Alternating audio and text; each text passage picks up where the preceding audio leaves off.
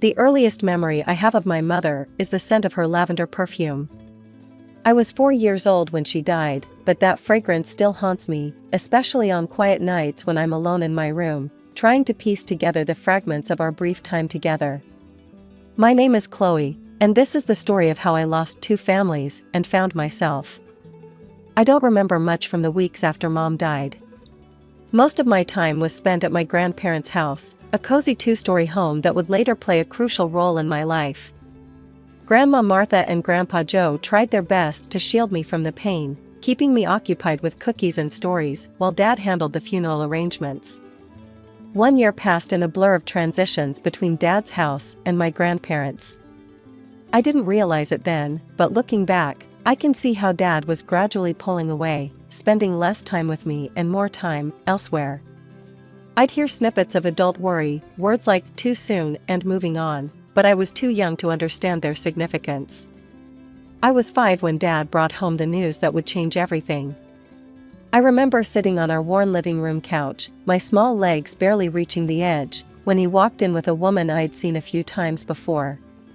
She had long brown hair and a kind smile that didn't quite reach her eyes.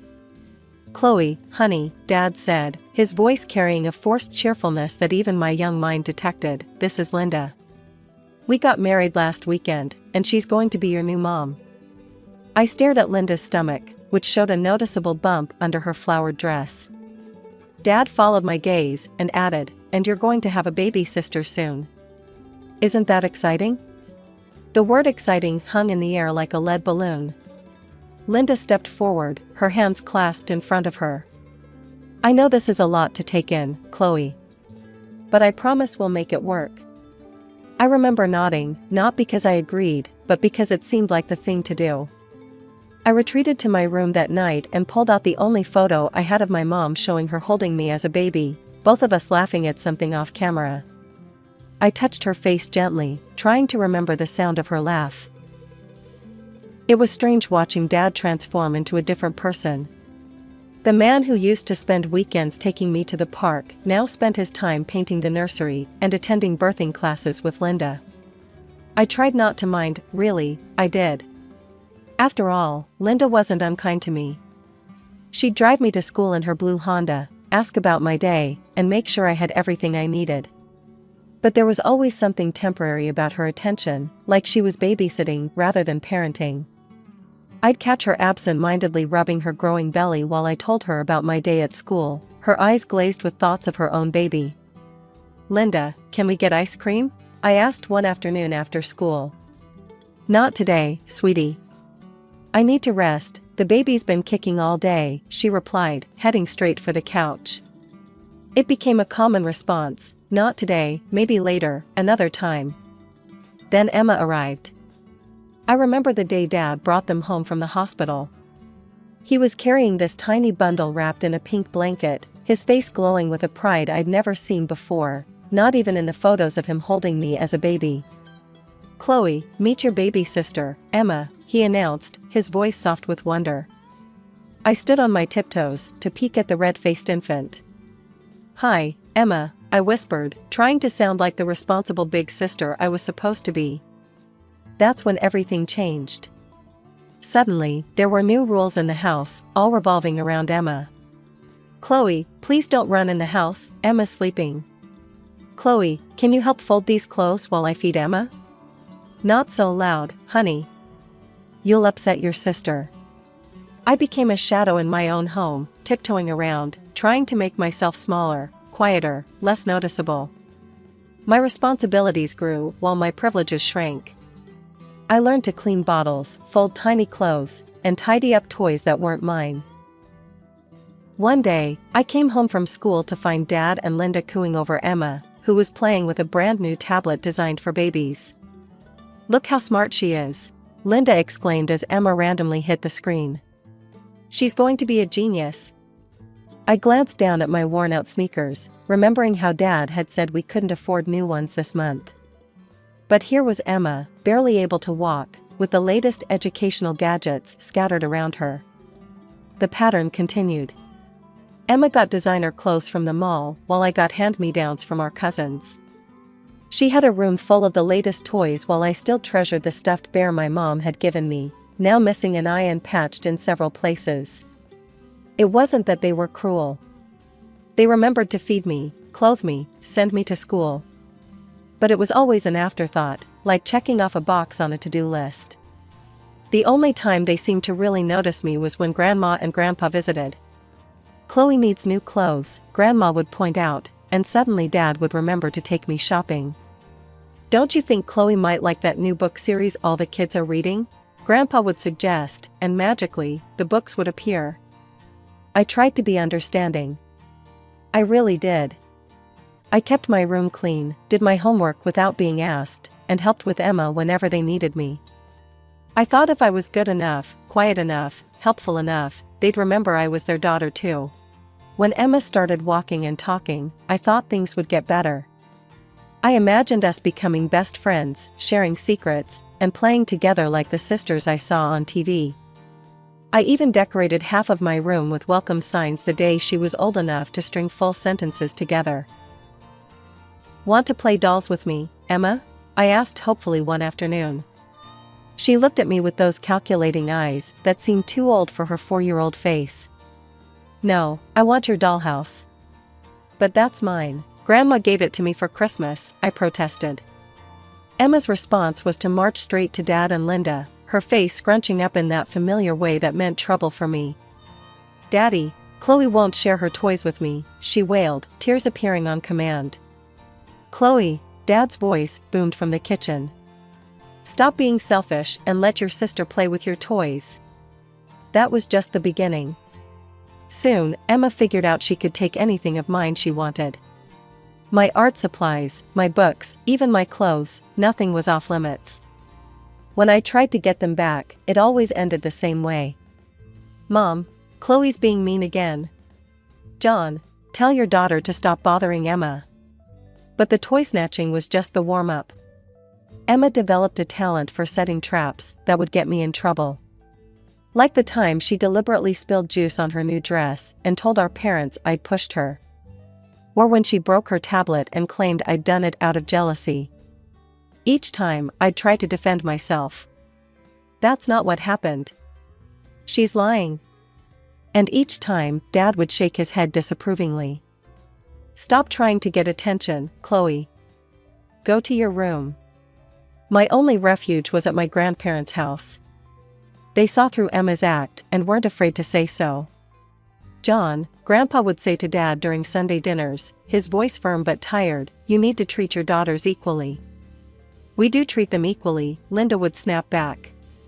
"But Chloe is just difficult. Always causing problems, always fighting with Emma. While Emma is such a sweet, well-behaved child." I'd sit there, pushing food around my plate, as Grandma's voice would rise. "Open your eyes. That sweet child of yours is manipulating everyone in this house.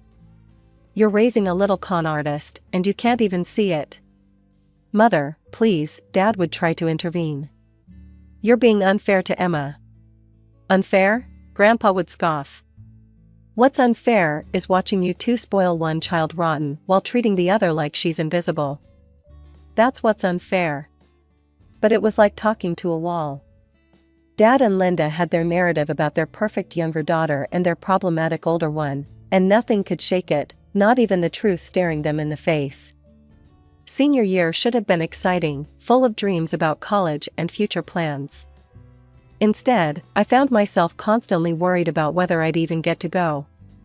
One night, as I was heading to the kitchen for a glass of water, I heard whispers that made me stop in my tracks. "John, it doesn't make sense." Linda's voice was hushed but intense. "The tuition money for Chloe, we could use it for Emma instead. Get her into that private high school she wants, and later, a better college." My heart stopped. They were talking about my college fund, the money Mom and Dad had started saving before I was even born. "I can't," Dad replied, his voice weak. "I promised Sarah. I promised her I'd make sure Chloe got an education. Sarah's been dead for 14 years. Linda's whisper turned sharp. "You can't let promises to a dead woman control our lives forever." Emma deserves the best education we can give her." There was a long pause before Dad spoke again. "My parents would disinherit me if I did that. You know how they are about Chloe." My legs felt weak. So that was it. The only reason Dad was keeping his promise to Mom was fear of losing his inheritance. Not love for me, not respect for Mom's memory, just money. "Fine," Linda spat. "But I think it's ridiculous we're spending so much on her when Emma could use it better." I slipped back to my room without the water, my throat too tight to swallow anyway. Graduation came and went. I got accepted to the local college's graphic design program, which meant I could live at home and save money. Grandma and Grandpa surprised me with a top-of-the-line laptop at my graduation party. "This is for all those A's you earned, sweetheart," Grandpa said, hugging me tight. "You'll need it for your design work." I was over the moon. Finally, I had professional-grade equipment for my studies. But my excitement was tempered by transportation concerns. The campus was across town, and I hoped Dad might let me use his old Honda now that he had a new car. "Dad?" I approached him one evening. "About getting to college." "We can't afford another car, Chloe," he cut me off before I could finish. "The tuition payments are already stretching us thin. You'll have to take the bus." I nodded, swallowing my disappointment. But just 2 days later, I overheard them in the living room. "I think the red Mercedes would be perfect for Emma's Sweet 16, Linda was saying. "She'll be learning to drive soon, and it's such a safe car for a new driver." "Isn't it a bit expensive?" Dad asked, but I could hear the smile in his voice. "Only the best for our little princess," Linda replied. "We can start saving now, she'll be 16 before we know it." I stood there, my bus pass clutched in my hand, thinking about the hour-long commute I'd be making each way while they planned to buy my 14-year-old sister a luxury car. 2 years into college, life had fallen into a predictable routine of classes, bus rides, and trying to stay invisible at home.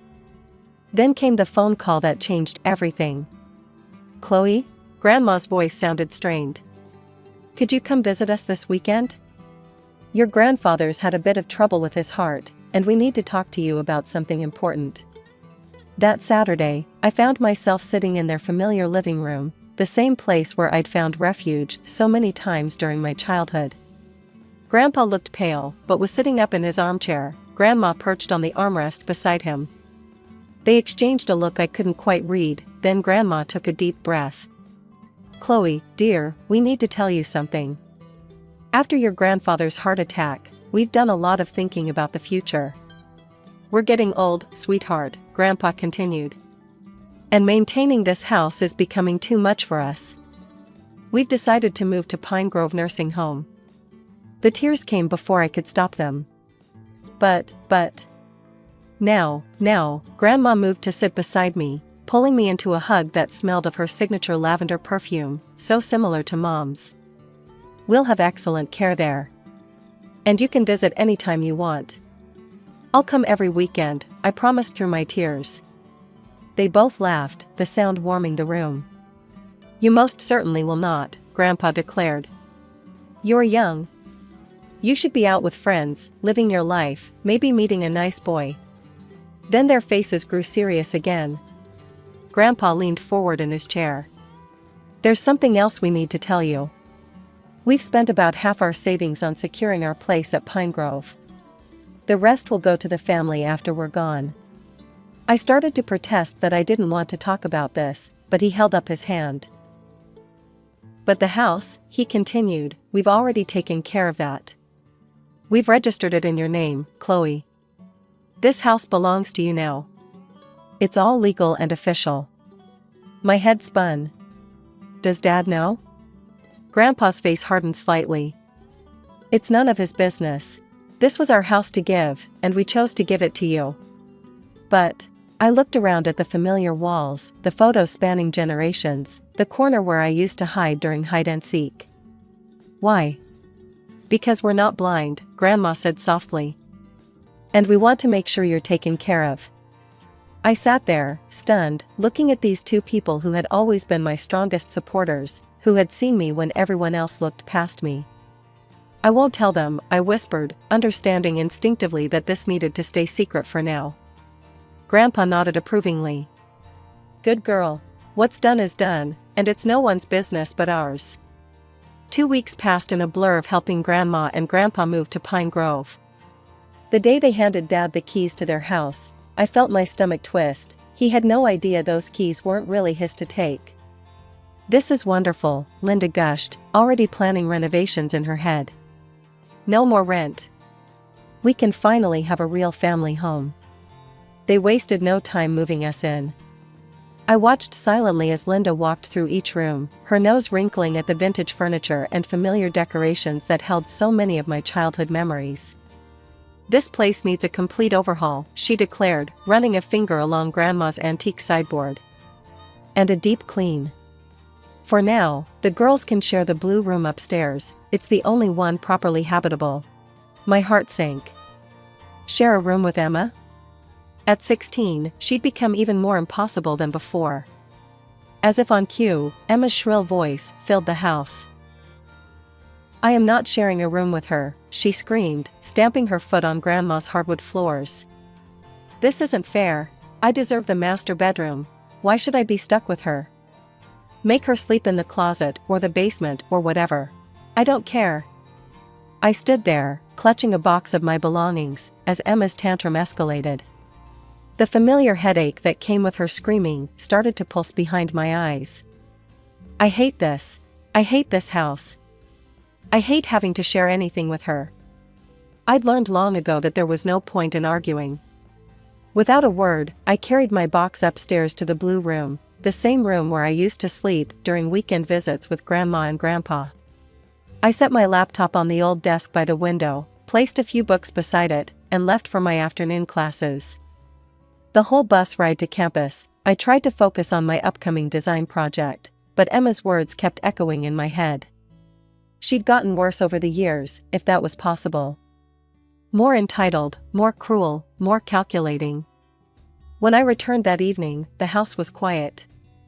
Dad and Linda's voices drifted up from the kitchen, but there was no sign of Emma.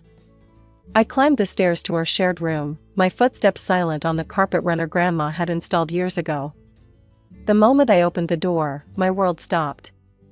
My laptop, my beautiful graduation gift from Grandma and Grandpa, my lifeline for my design work, lay shattered on the floor. The screen was cracked beyond repair, the case bent and broken. Emma sat on her bed, a satisfied smirk playing on her lips as she watched my face crumple. "What did you do?" My voice came out as a whisper, then rose to a shout. "What did you do?" "Oops," she said, examining her perfectly manicured nails. "Accidents happen. But go ahead, try telling them. We both know who they'll believe." She leaned forward, her voice dropping to a whisper. "I did it on purpose, and there's nothing you can do about it." Something inside me snapped. All the years of being pushed aside, ignored, gaslight, it all came rushing up like a tidal wave. Before I knew what I was doing, I lunged at Emma, my vision blurred with tears of rage. "You spoiled, entitled little brat," I screamed, grabbing her shoulders. She shrieked, not her usual calculated cry for attention, but a genuine sound of surprise. We tumbled onto the floor, years of pent-up frustration finally exploding. "Help! She's crazy! Help!" Emma screamed, while I kept shouting about all the times she'd destroyed my things, lied about me, made my life miserable. Dad and Linda burst into the room, Dad pulling me off Emma, while Linda rushed to cradle her precious daughter. "Look!" I pointed at my shattered laptop, my voice breaking. "Look what she did. Grandma and Grandpa's graduation gift, she destroyed it on purpose." She admitted it. Emma's face transformed instantly, tears streaming down her cheeks as she clutched Linda. "It was an accident. I just bumped into the desk, I didn't mean to." And then she attacked me like a wild animal. "You evil, horrible girl," Linda shrieked at me, her face contorted with rage. "How dare you attack my daughter? John, I want her out of this house. Now. She's dangerous." I turned to Dad, desperately hoping he'd finally see through Emma's act. But his face was hard, closed off. "Pack your things," he said coldly. "And get out." The words hit me like physical blows. "Why?" I whispered, then found my voice. "Why do you always choose them? What happened to the dad who used to love me? Who promised Mom he'd take care of me?"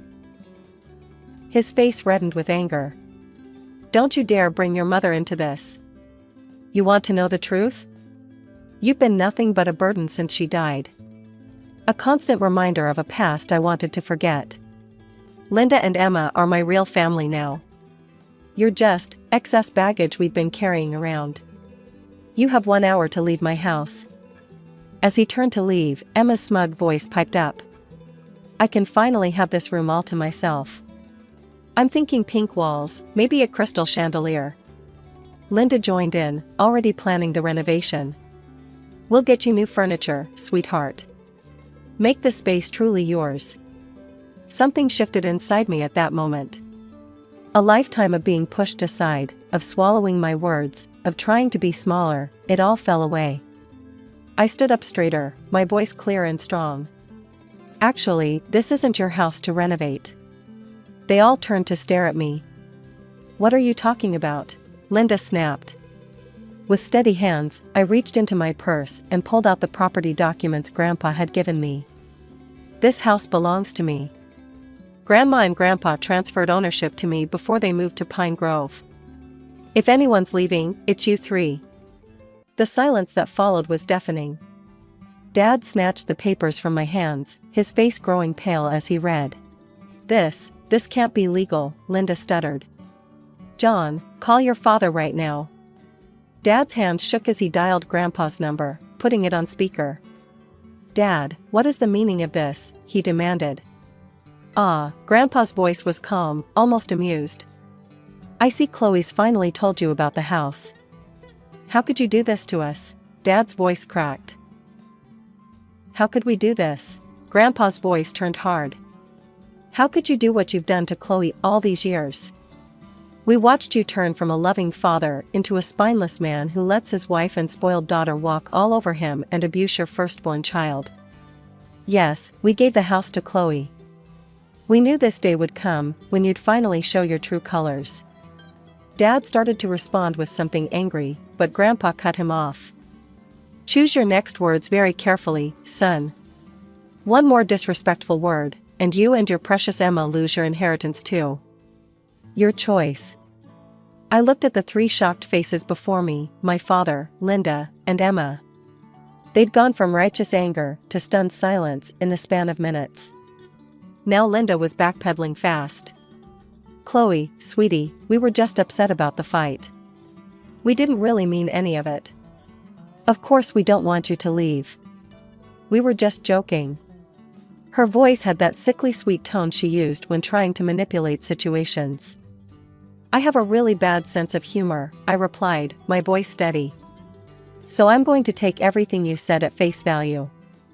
You have 1 week to find a new place and move out. I'll be staying at a hostel this week while you pack. I don't trust myself to be around any of you right now." "Chloe, please," Dad started, but I cut him off. 1 week. After that, I'm changing the locks." I walked out of my grandparents' house, no, my house, that night with my head held high, even as tears streamed down my face. The hostel bed was uncomfortable, but it was better than staying under the same roof with people who'd just shown me exactly who they were. True to my word, they were out within the week. On moving day, they made one last attempt at reconciliation. "We're so sorry," Dad said, standing in the doorway with the last box. "We realize now how horrible we've been." Linda nodded, frantically. "We never meant for things to go this far." Even Emma managed to look somewhat contrite, though she said nothing. I stood silently, watching them leave. Sometimes silence speaks louder than words. 3 months later, I sat in Grandpa and Grandma's room at Pine Grove, telling them everything that had happened since moving day. The afternoon sun streamed through the window as Grandma poured tea into delicate cups. She'd insisted on bringing her good china to the nursing home. "You did the right thing, standing up for yourself," Grandpa said, but his eyes were sad. Though I hope someday you can all find a way to be family again. Grandma reached over and squeezed my hand. But only when you're ready, dear. And only if they've truly changed. I nodded, telling them about my decision to rent out the house while I finished college. The rental income helped cover my expenses, and I'd found a small apartment closer to campus. I'd even been able to replace my laptop with the first month's rent. Dad called yesterday, I said quietly, stirring my tea. They're living in some rundown apartment complex on the edge of town. He apologized again, said they're struggling. And how do you feel about that? Grandma asked gently. Honestly? Part of me feels guilty, but another part thinks they needed to experience consequences for once. I set my cup down. I told him I don't know if I'll ever be able to forgive them, or if I even want to try. That's fair, Grandpa said. Some wounds take a long time to heal. I'm graduating next semester with my degree in graphic design. I've already had some promising interviews with local agencies, and my portfolio is getting stronger every day. Sometimes I drive by the house and see the young family who's renting it now, their kids playing in the yard, lights glowing warmly in the windows at dusk. Maybe someday I'll move back in. Maybe someday I'll even be ready to have a relationship with Dad, Linda, and Emma again.